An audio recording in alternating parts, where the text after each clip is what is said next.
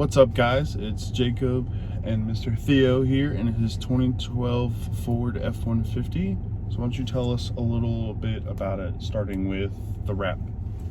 So the wrap is, for breast cancer awareness. Big pink ribbon. It started off as just a kind of tribute to my mom. This past October in 2019, she had breast cancer a couple times, beat it every time, and so it was one of them things to kind of surprise her. I just kind of showed up, was like, look what I did. And but the reaction that I got from so many people, man, just coming up to me, taking pictures, telling me how much it meant to them. I really decided to dive further into it and make it something more than just a basic ribbon.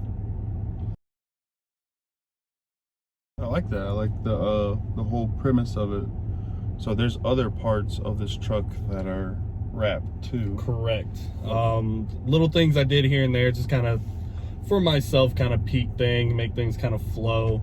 We wrapped the tailgate with a Morpheus black, so it's that black that's got a starlight rainbow flake to it.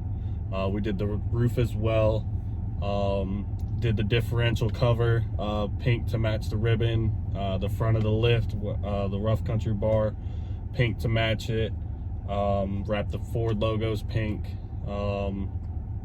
We did the banner, big F cancer across the windshield with the Cars for Cure logo as in place of an asterisk, kind of right, family friendly as much as we can be, but still get the point across to everybody how we feel about it. Little things here there. We do the CFC hashtag CFC logo down in the corner. Then we did some of the dash to kind of match with the black and stuff. Did the roof in the Morpheus black starlight, so that kind of pops as well. I think that's all that I got wrapped. We did the side steps, so when the side steps fold down, we covered up the chrome with the black, so you get that nice rainbow flake when when the steps go down, and it catches the sunlight as well. And I gotta say, when I first stepped in here, I didn't realize that there was auto bar thingies, as I like to call them. Yeah, those are a nice feature. I'll tell you, they're expensive though, man. If this truck didn't come with them, it's a hard pill to swallow to buy something like that. I believe it. It's very nice getting into a bigger truck to have that little side step. Yeah, get that nice clean look without the side steps there, and then when you need them, they're there. So speaking of the truck being so big, what is it lifted on? It's on a 6-inch rough country lift. It's got 35-inch tires on it, wrapped on some 20-inch wheels. They're 10.5 wide, -20 offset. No crazy name brand for the wheels. Eventually later down the road, I'll get some good sturdy wheels, but for right now, it's a road princess, man. Hey, that's all right. I don't need nothing that's durable for off-roading. It's a nice show truck. Yeah, man. It's getting there. It's getting there. So I noticed that. I'll show it in the video, but that big bar thing in the back, what is that? Yep. So I've got the big rough country head rack bar. Got on top of that a 50-inch LED light bar, puts out about 32,000 lumens. Got a 40-inch light bar in the grill, puts out about 20,000 lumens. So you'll basically just blind anybody that needs to be blind. That was the thing. I decided I hated getting flashed, because being in a lifted truck, I've got my headlights about as low as I can get them, right? And I still get flashed. And it's one of the things, man. Like eventually it gets on your nerves. So I threw in the LED bar to kind of show people, hey, you want to turn on your brights? Here's my bright light. Oh yeah. And then after the storm to come through, we drove around with the light bar and the grill and stuff, and it just wasn't enough. So I decided to throw another one on the back. Hey, there you go. And you know what? It's not always bad to be flashed. It just depends who you ask. Very true. Very true. I cannot argue with that. Sometimes being flashed is a good thing. So tell us a little bit about. I know you said something earlier about your mom having breast cancer. How was that? Correct. So I never even knew until I'd say about 2016 was her last case. Last time she had it. I just moved back from North Carolina, and come to find out, she was going through it and stuff. And it was at that time she told me that she'd had it twice before when myself and my little brother were growing up. Right. She just kind of kept it from us, you know, because we were younger. She didn't want to put us through that. And now, you know, with me being older at that time, you know, she told me about it and stuff. And I'll tell you, man, watching her go through the chemo and coming home from, you know, when she had treatments and stuff, man, that was hard. Seeing the way, you know, how weak she was, right. How hard it was for her to keep food down, just the wear and tear, just the chemo put on her body, not even on top of what the cancer was doing, it was definitely rough, man. I'll tell you, there were many nights where, like, I laid in my room, man, and I ain't gonna lie, I cried. Like, it was, oh yeah, it was rough to see. But she got a phone call that Christmas Eve, actually. Her doctor, all the tests had come through, and he called Christmas Eve of 2016, I believe it was, and just was like, look, I'm sorry to interrupt you with your family and stuff. You know, I know it's holidays. He was like, but I just had to call and tell you, your test came back, cancer's gone. Hey, so that, man, that was, I joke around with her all the time, and I tell her, you know, that trumps all the gifts I could have gotten that year. I was like, you know, my Christmas presents mean nothing now. But that was definitely one of the best Christmases that I can definitely put to my case for any of it, man. I can see why. So a few years later, how is she now? If you don't mind dude, me asking? she's doing good. She still frequently goes and gets tested just to make sure, you know, nothing's popping up here, there. She, you know, she had an ovarian cancer at 1.2, so I mean, she gets full on tested. But man, she's up and kicking and pushing through, and man, like, if you didn't know she had it, you would never know she had cancer at some point in her life. She's just going at it full steam, man.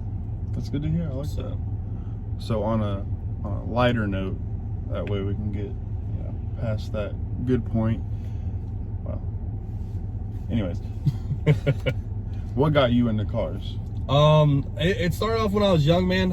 You know, I grew up and cars were cool to me, you know. Growing up, me and my buddies used to play games where it was one of them old games. You'd go on long road trips, you'd call it a car, like, oh, blue 1997 Honda Civic, you know, you'd buy, sell, or wreck it, you know. Right. You just call it the cars going by. And so, I mean, I started learning cars like that. And then I got into Need for Speed and Midnight Club Underground, you know, Dub Edition Remix, and, you know, going through and customizing cars, you know, that was fun for me, you know. Right. I enjoyed it. And then I started going through, you know, when I got into high school, I started going through classes, you know, mechanics classes, body repair, paint, stuff like that. And it was a good place, you know. I enjoyed doing it. I loved working on them. I loved playing the games and customizing them. And from that point on, man, it was car after car after car. I'd buy a car, I'd do stuff. And then once I did it, man, I was like, all right, just like the game. All right, cool, it's fully built, done. Sell it, buy another car, build it, sell it, buy another car, build it. And that's pretty much been how it's been for me for a while. I've had multiple cars that I've done stuff to, and when I finally got bored with it, I was like, all right, we're done. Time to sell it. Time to get rid of it, get something better, you know. Yeah. But yeah, I mean, just something about cars, not, you know, pretty much like that thing in Fast and Furious, you know, something about cars, you know, it soothes me, you know. And it does, man. It's working on them, whether they're mine or a buddy's, you know. I enjoy being around cars. I enjoy seeing what people do to different cars and how they make it their own too, you know. It's an extension of yourself, and, you know, you can look at cars like this truck, you know, and you can really see like what is important to people, you know, when they build cars, or why they do things. So is there a specific reason you got the truck over, you know, like another? Well, I had my green Mustang for a while. I was an 02 New Edge Mustang convertible, man. I wrapped it and this and that. I've done some stuff to it, and I've always been a truck guy. You know, I like, you know, not to say I'm a redneck, but, you know, I like being in a truck. You know, it's comfortable, it's spacious. You get so much use out of a truck. You got all the interior, and then you got the bed that you can throw stuff in. You can tow stuff with it. It's not squatted. This one's a good not one. squatted. We're not squatting this truck. It'll squat when it's putting in work. That's about it.